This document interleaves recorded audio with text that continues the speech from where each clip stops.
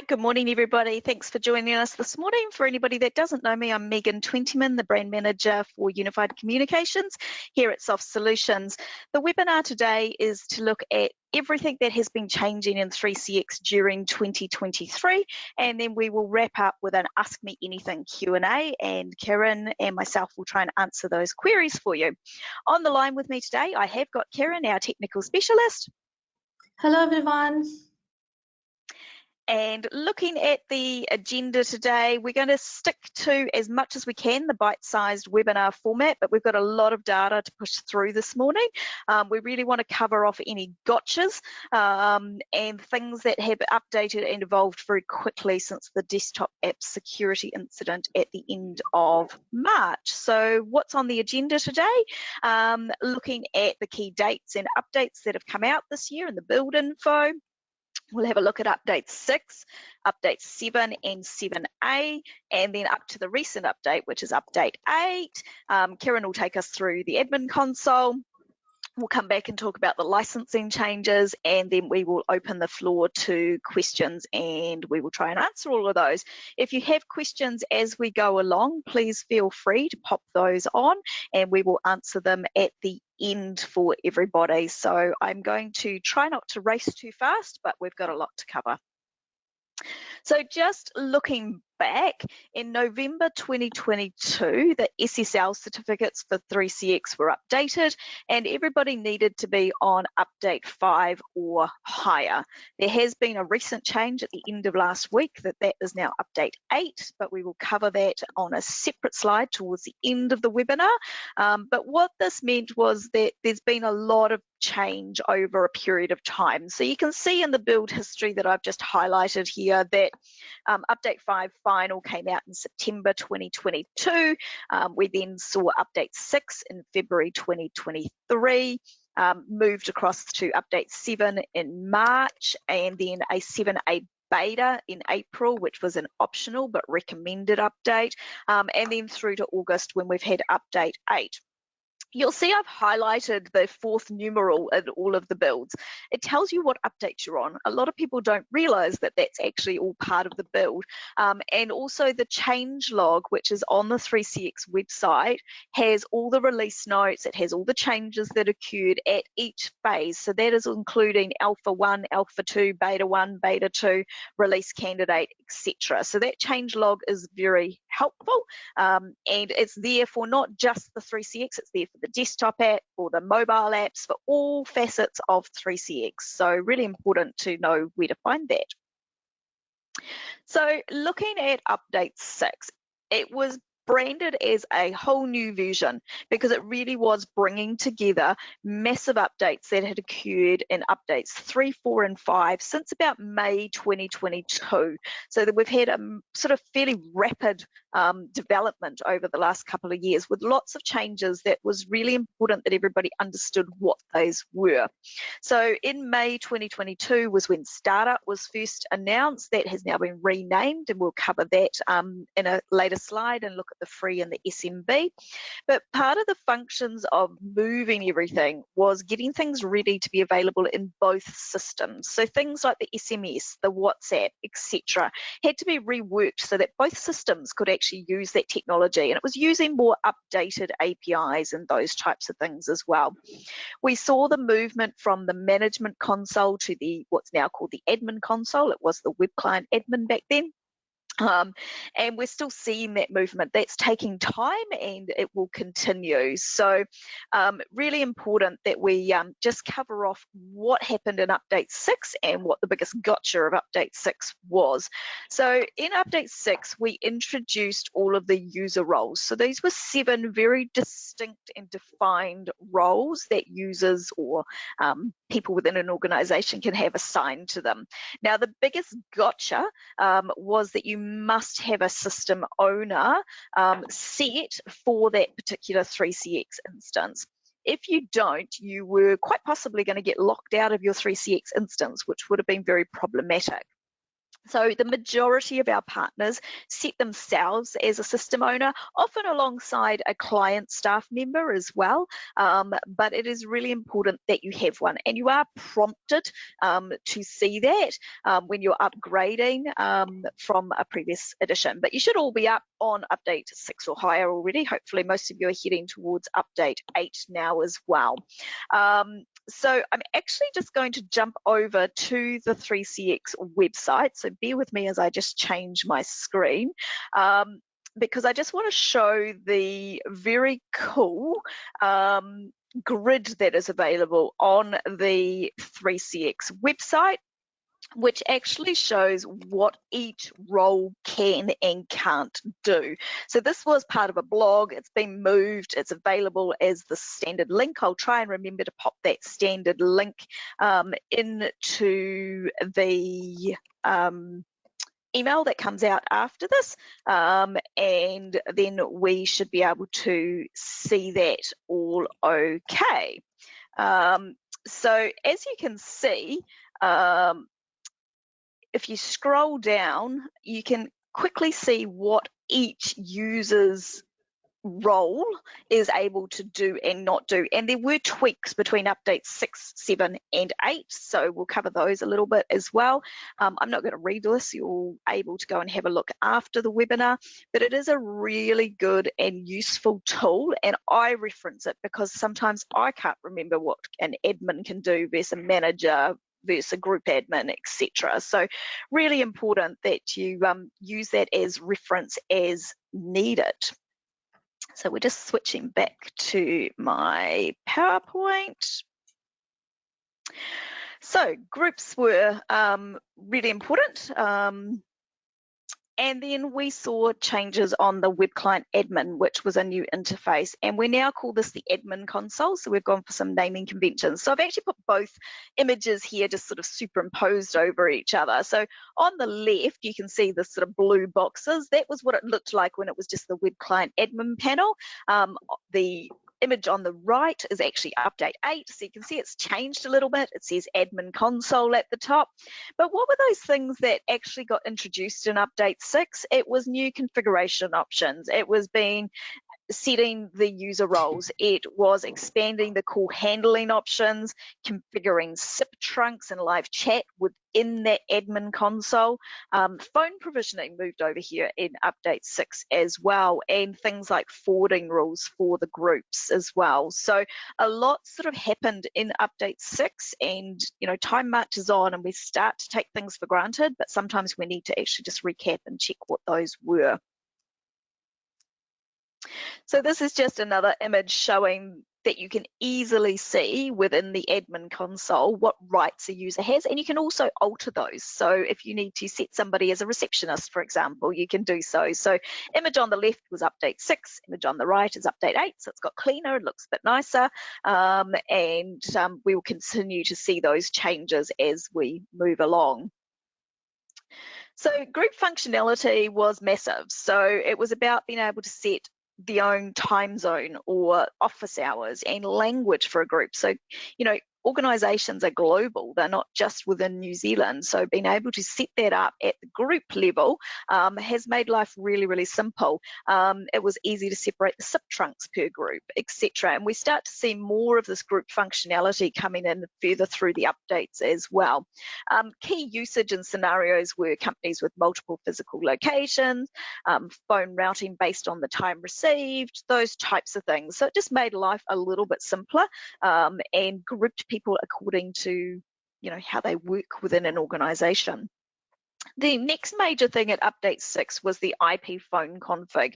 So they completely rewrote the RPS provisioning server, and then they've had more changes in update 7 and 8 that follow on from this. So it just sort of streamlined that ability to be able to provision the phones within the admin console, and it also means that it just starts that continued migration from the management console.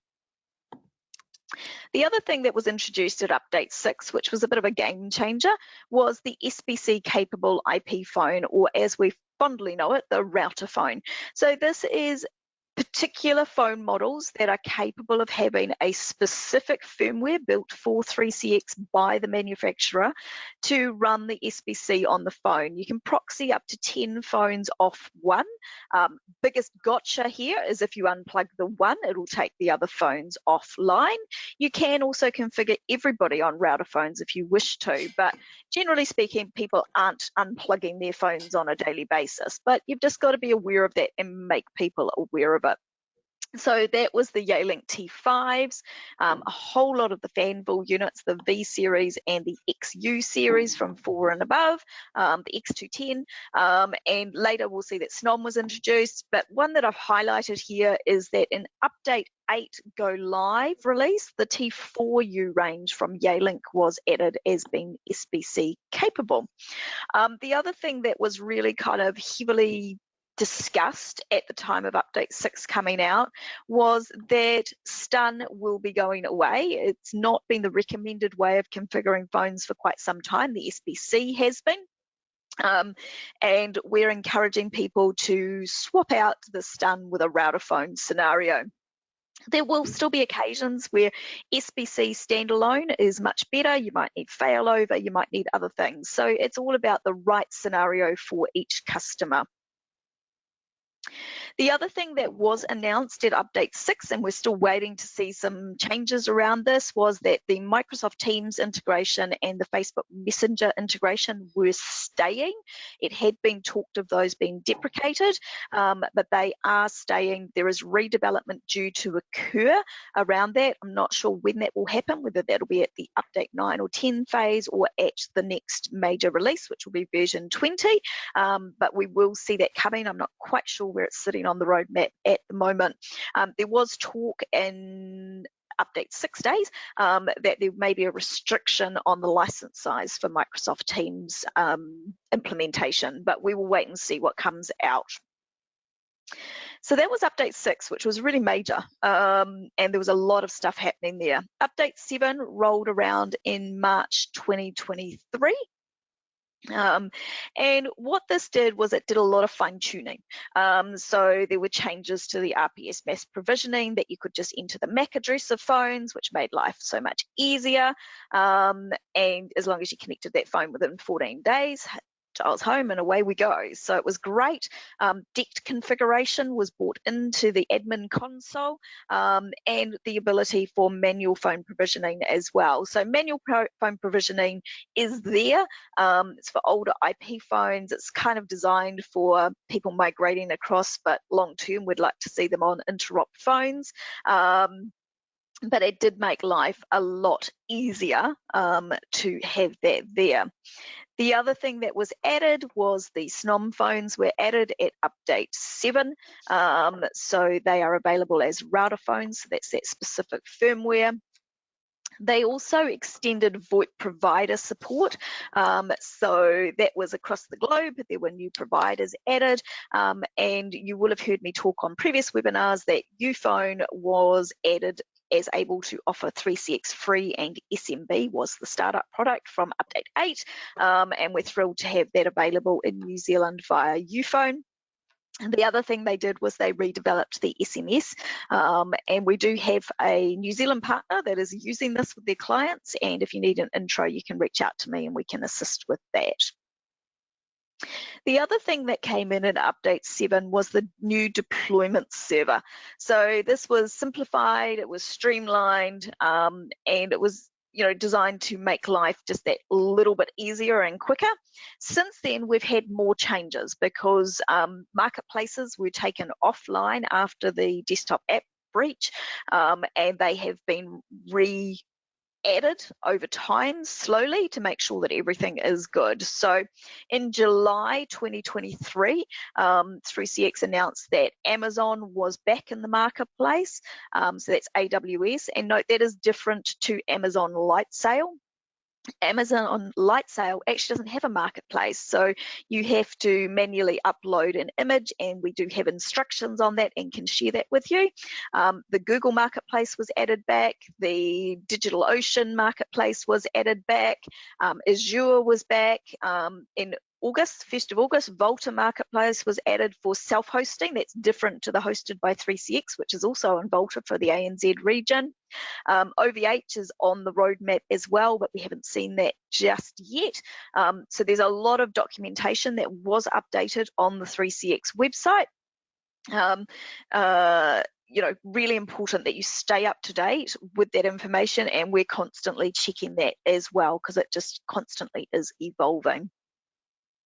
So there were some other tweaks at update 7 to the user roles. So things like being able to set status, those types of things were really important for group owners and system admins to be able to do that. So if someone's out sick, you want to be able to take them out of the queue on D&D because they're on sick leave. The welcome email template was updated, and we see more updates in 7A that I'll talk about shortly. There were people still using the original softphone app, and that is still available today as well. The other thing that was added at update 7 was the ability to stop a system owner from accidentally locking themselves out. Yes, it did happen once, not in New Zealand, but it did happen. So they added that to prevent it happening again. We then got to update 7A beta, which remains to this day as a beta optional release. It was a security release after the desktop app breach that happened at the end of March and was rectified during April. So whilst it was optional, what it introduced was the hashing of passwords for web passwords. So as we go down further updates, we'll see more hashing of those passwords. It also meant that the welcome email changed. It no longer sent a config file. It no longer sent a password. Users need to set their own passwords. We highly encourage partners to consider password management solutions for their customers, because your security is only as strong as those passwords. If your users set a password of password 123, then they are likely to get breached. And if they have enough rights within their 3CX, that is problematic. So do consider password security. It also meant things like the QR code came off the welcome email. They are within the web client to provision mobile devices, or you can assist people from an admin perspective and do that from the management console as well. So there are lots of options, but it did cause a little bit of confusion there. The other thing they introduced at update 7A beta was the ability to restrict access to the management console by IP and also the system admins. So that's people that have access to that admin console. Another thing that was added, which was called for very quickly, was the BLF panel for the progressive web app and the web client. So as you can see from the image, that was added at update 7A. The other thing was that there were really kind of 5 key things. So it was about backup, making sure that it's all updated, updating your passwords, the welcome email changes, resending of credentials now is replaced by the forgot password. So people are more familiar with that. Password security is really, really important. And they had all those reviews of the build, etc., so that it was all nice and safe for everybody. We also saw Debian Linux updates that occurred through that period in May and June, and that was just again around that security focus and everything that they were checking. So you should all be up to date by now anyway, so it's not really a concern, but it's important that we just focus on that timeline. So this brings us to update 8, which was released in August. So the 7th of August, there was a hot fix, which was just affecting a few customers worldwide, which was released on the 10th of August, and that has all been rolled into one update now. So I'm actually going to hand over to Kiran, who's going to talk about the update 8 integration changes that occurred, and then she's going to give us a walkthrough of the admin console. So Kiran will talk to the slide that I've got on my screen, and then I'll hand over the controls. So bear with us while we do that part, but over to you, Kiran.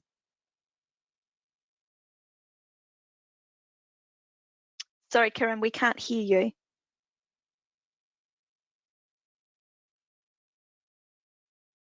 I'm sorry. Hope you can hear me now. We've got you now. Off you go. Okay. Thanks, Megan. So before we get started about the demo, I'll give you a quick highlight of some of the key features of the Update 8, which we will also see in our demo. So from Update 8, the 3CX uses M365's latest API, which gives more integration with the CRM and all the stuff. If you have already integrated 3CX with M365, you will need to re-provision your integration, and managing contacts have become much simpler. This means that you can now add, view, and edit contacts from your 3CX. And we can now store backups and recordings in SharePoint, which makes it much easier to manage backup locations. Moving on with Update 8, TAPI integration can be done from the desktop app. Earlier in Update 7, we bought in Jabra, and now with Update 8, we are bringing in Poly and Platronics headset to integrate with 3CX. The server-side integration with 3CX has made it much easier to manage contacts. The H.264 video codec is enabled in 3CX app, including the mobile ones, which allows easier access to video door phones. So now let's jump for a demo in our Update 8 test system.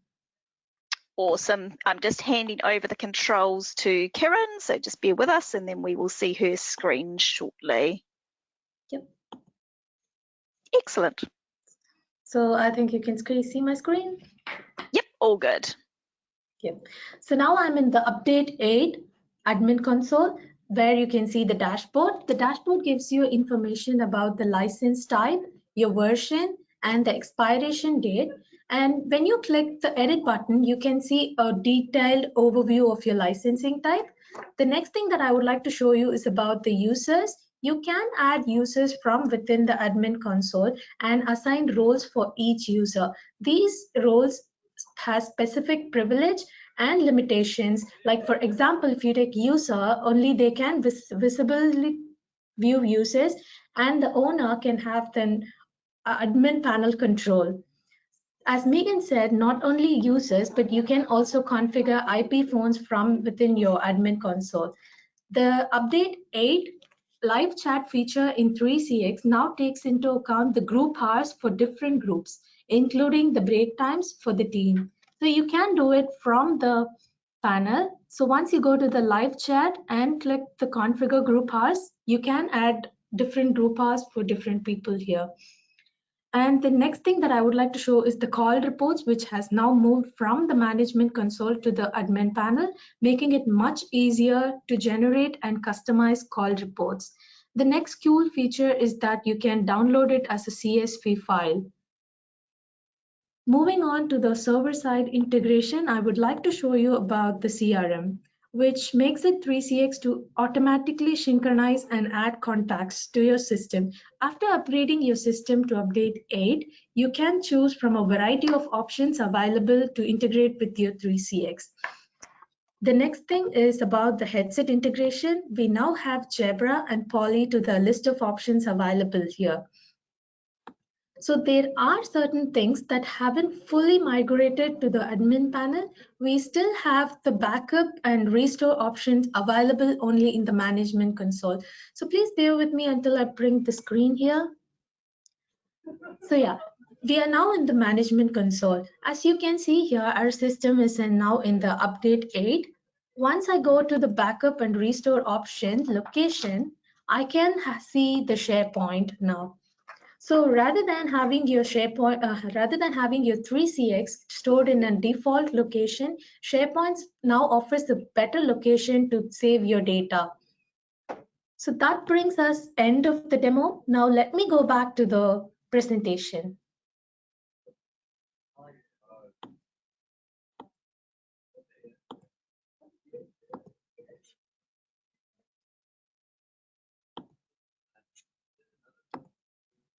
Just bear with us. Kiran just needs to hand the controls back.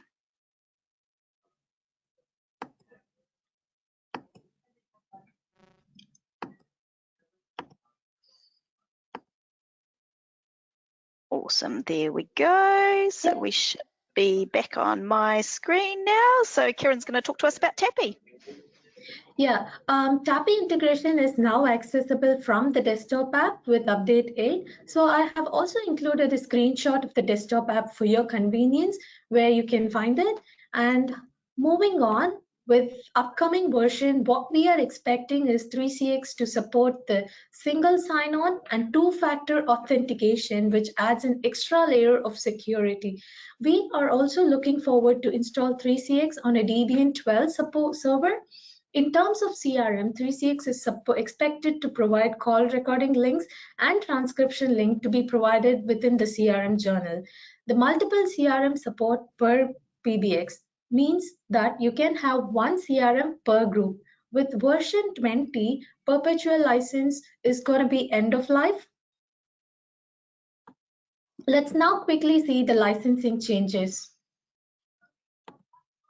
The 3CX has recently changed its product's name. The naming convention makes it much easier for us to understand the products and its features. Earlier, the Startup Free is now becomes the Startup 3CX Free, and the 3CX Startup Pro now becomes 3CX SMB for options to up to 10 to 20 users. I personally feel that the 3CX Free and SMB are designed for small business, with where when you opt for 3CX Free, you have to stick for one zip trunk and one room group, and with the maximum options of 3 IP phones. When you go for SMB, which has more advanced features than the free, we have the multi-level IVR and the full desktop support system. Let's now quickly have a current recap of the license. So when you go for 3CX SMB and free, you have the option to choose between 10 to 20 users, and with 3CX Pro and Enterprise, which is a dedicated license and it's based on simultaneous calls. There are few things when you have to remember when you go for 3CX free and SMB. So when you go for 3CX, you have to stick for the interop provider, and when you choose between the Pro and Enterprise, you have to stick to the preferred. You can have your preferred SIP provider. However, 3CX recommends to have an interop SIP provider. So yeah, thank you. Awesome, thanks Kiran. So just a couple of other licensing things to cover off, because this is causing confusion and want to try and help with that, is the naming convention of 3CX free, because we had the free standard for simultaneous call licenses for many years, has caused a bit of confusion. So any of those older free standard for simultaneous call licenses currently show an expiry of the 31st of December 2023. And that will extend out to the 31st of December 2024, as long as the license is licensed to the end customer correctly with a valid email address, and everything is done correctly as per the rules, and you don't have too many for your partner level. So those are licenses created before the 1st of January 2023. Any licenses created after that are either 60-day trials or the new free license, which is the old startup free. So it just gets a little bit confusing. If you're confused or not sure, reach out to me or the team with a license key, and we can have a look at it for you and walk you through the options for your client. Because those free standard for simultaneous call are going away. They will need to upgrade or change at some point in the next 15 months, I guess it is now. Perpetual licenses, as Kiran mentioned, they are end of life. So the plan from 3CX is that they will convert those 2 months ahead of their expiry into annual subscriptions. That hasn't fully happened yet, but it is happening. So some have been done and some will start happening soon. If you've got a client that's on a perpetual license and you need help with that, just reach out to our team and we will be more than happy to help you. So the other question that comes up around licensing is what happens to a dedicated license, so a pro or enterprise license, that is not renewed on time. In the past, it used to drop down to a for simultaneous call standard free license. That standard free license no longer exists as a product apart from those exceptions we just talked about. So what actually happens is that the instance gets parked and it will stop working. So there is no longer any drop down. It will park and stop working. So it's really important that licenses are renewed ahead of expiry to avoid any disruption for your customer. If you're unsure about anything, please do reach out so we can help you ahead of time so that it really minimizes those problems. Now, I mentioned at the beginning of the webinar that there had been some changes around the activation server. So this was announced in a blog on the 24th of August, so the 25th our time, and update 8 is now required to connect to the activation server. It's to do with the hotfix that they implemented. So this has caused a new SSL certificate. So older versions, so even update 7, are not able to connect to the activation server.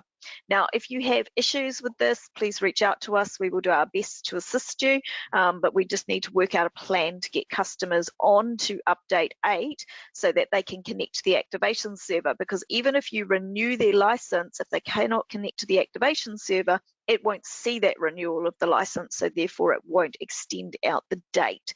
So it's really important that we cover that off. And I'm sure there will be people with questions. I have raised this to 3CX in the blog. It talks about if you're on update 7A that you're okay, but I haven't got a system on update 7A to be able to verify that. But moving forward, it says update 8 is required. And finally, just in terms of keeping up to date, the technical trainings, I promise they're coming. We're just waiting for those exams to be available. So I have been told by the end of August, and we're almost at the end of August, I'm seeing 3CX in Australia next week, and I will get the latest update and share that with everybody, and then we will set dates for training because we need to get everybody through the new certifications. The other things are to ensure you're receiving our newsletters, so getting our monthly UC channel update. We've got one going out this week. We have our weekly newsletter. Check the events section. And if you're not part of our Soft Solutions UC community group, please do join us. There's a link in the newsletter, or you can reach out. I can send you the link and invite you onto that. Right, that brings us to the end of a longer than normal bite-sized webinar.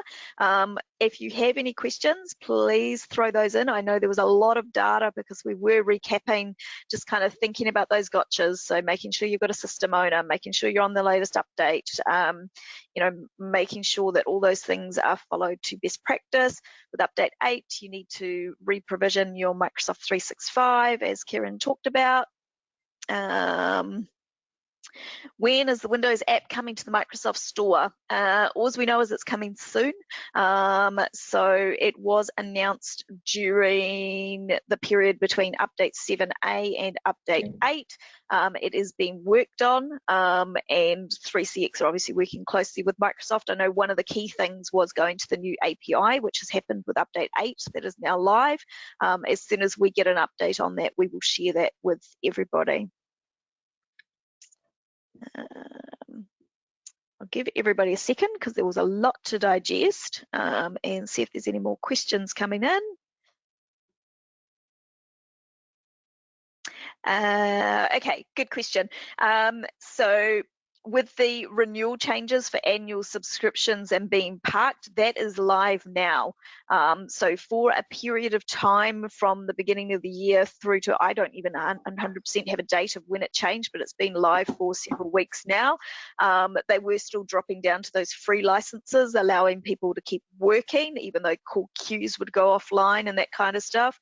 But that being parked is now happening. So it's really important that annual subscriptions are renewed on time. So just so that you know, any license that is transacted with Soft Solutions, we send out an auto renewal quote 35 days ahead of that renewal date. 3CX will also send the registered email address of that license an email saying, you know, your license is due to be renewed. If there are for any reason licenses that are not in our system, so doesn't really matter how you got them, just reach out to us. We can add them in so that you get those renewal notices, because really important that we don't let customers go offline, nothing worse. If that happens, do reach out. If you can't get me, ring through to our admin team. They can run the API and get your order done within a matter of moments, and they will do that for you. You just need to give them a call. If it's the weekend, you're lucky, you can get hold of me. I can jiggle my way through a manual one, but hopefully it doesn't come to that, because everybody will act on those renewal license notices. not getting a flood of questions, so hopefully it's all as clear as mud, but it has been a huge year of development and obviously more to come with the roadmap of update 9, 10 and version 20. Whether we'll get an update 9 and 10, I'm not 100% certain. There was some wording in the update 8 release that said it may be the last update before a major release, but we'll see what comes out. Hopefully we'll get another roadmap update soon from the team at 3CX. Okay, there's no more questions, so thank you everybody for joining us today. If any questions do come to mind, please just reach out to us. I'm travelling to Sydney for the next week, leaving on Wednesday to attend Integrate, which is the Pro AV conference over there, and also meeting with the 3CX team, so I will have a little bit of limited access.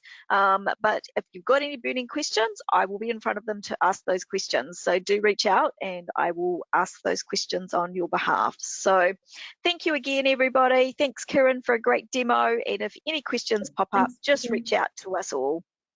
Have a great rest of your day, everybody.